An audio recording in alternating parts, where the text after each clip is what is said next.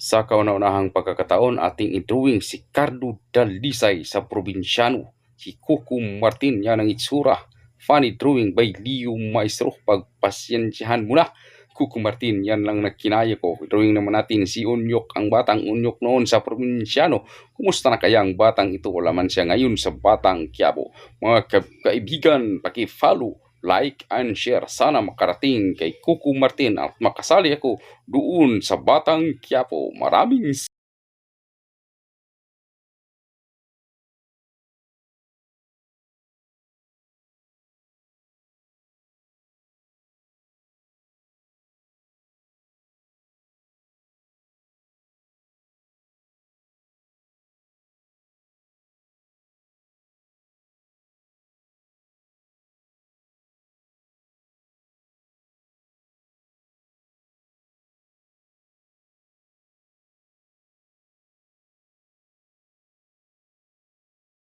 What's up, madlang people? Request granted ni Ronil Amusura, pa-drawing idol. So idol, ito na yung drawing ni Leo Maestro, tinatawag na funny drawing.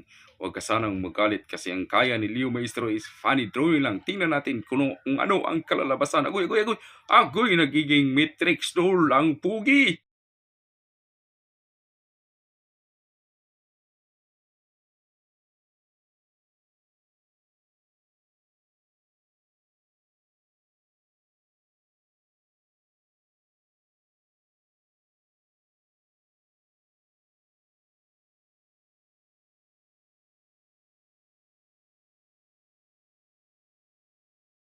Sana'y huwag kang magalit. Lahat ng ito ay katuwaan lang.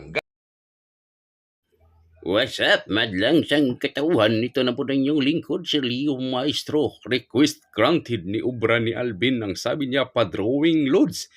Para sa kalaman ng lahat, si Ubra ni Alvin ay professional na tig-drawing. Tingnan ang kanyang profile, talagang napakaganda ng kanyang Ubra. Professional talaga ang kanyang pag-drawing. Subalit tatapwat siya ay nagpa-drawing sa akin at ang sabi ko sa kanya, ang aking drawing ay funny drawing lamang. Maraming salamat.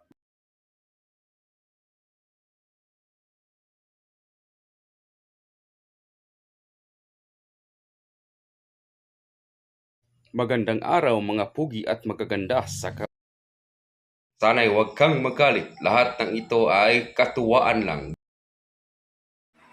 What's up, madlang people? Ngayon ating i-drawing ang request ni Grace Dunyo Dawit. Ang sabi niya, Sir Lodi, pa-drawing po nako imong estudyante kaniadto. Sana mapansin. Of course, pansinin talaga natin ito kasi dati ko silang maestudyante. Kumusta nakaha silang dalawang kambal? So ito yung result ng drawing ni Leo Maestro.